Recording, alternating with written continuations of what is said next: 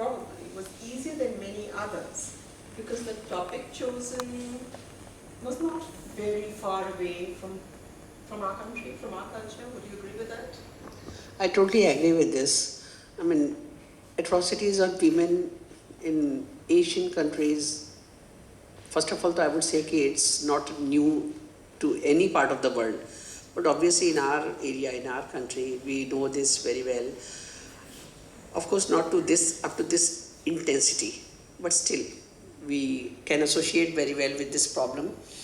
And obviously, to express that in my mother language was not that difficult. Definitely not. Because this is a topic which has been addressed even in Indian literature many times. It's something, so you find the connect there. Would you say that there are topics you've translated before? What are the topics you think you had problems with in saying this is so strange to our culture, I don't know how to say this? There are certain things like sometimes some dishes, especially maybe some places, like when I was translating Franz Holler, so he would describe some place of Switzerland, or maybe some in this particular book also. There were so many Turkish dishes described. So in that case, we always use a footnote. Of course, people criticize translators for they say translators have a hobby of putting a footnote on every page. But I think if I don't put a footnote, how would my reader associate with that?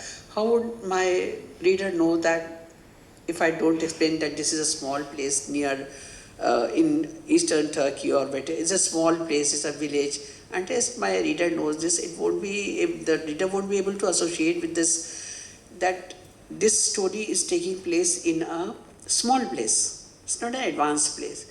So footnote is the best thing, and sometimes we use parallel also.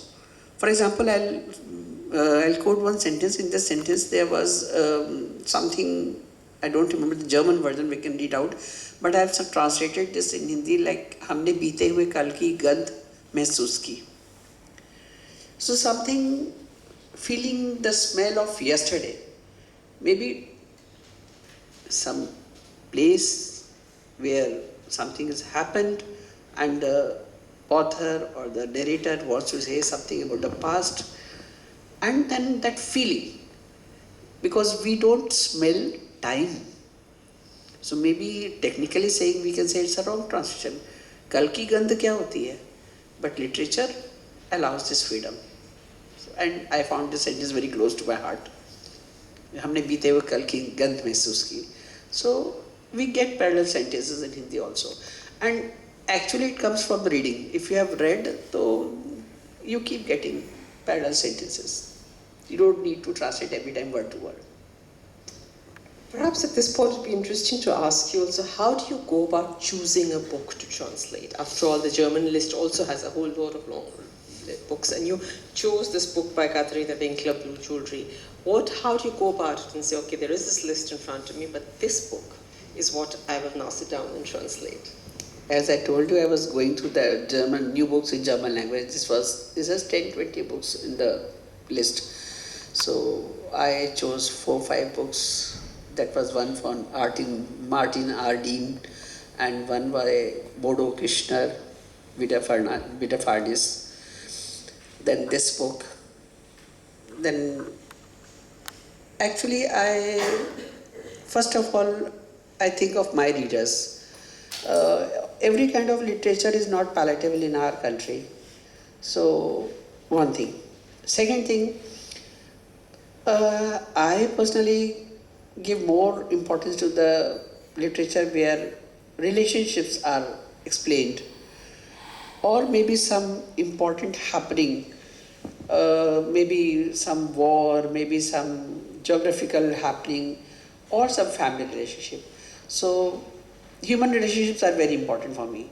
So this appealed me much. And especially this Nila Zewar, this title was very surprising.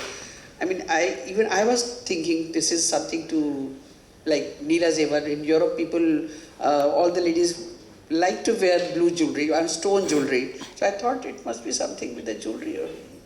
But this type of interpretation was beyond my imagination. So I thought, let me do this, and my readers in my country would be able to associate well with this. Okay, that's one way of looking at it, that one chooses a topic which they can associate to with. But don't you think at times, but you said certain kind of books may not be palatable to India. Don't you think at times one should just also shock some people? That's its literature. Yeah, yeah, definitely it happens. Like science fiction, I translated, as I told you, I translated a story collection of Franz Holler. There was a story about origin of Earth. So it was a story of, that was a science actually, totally science. So we have a clear distinction of readers. Some are science readers, some are literature readers. So the literature readers in Germany, literature is also very much scientific. Germany's literature is very scientific. In our country, literature is literature. Mostly either it's a human relationship, family relationship, something happening in the country, maybe something to do with the history, geography, but science doesn't come very well. So that's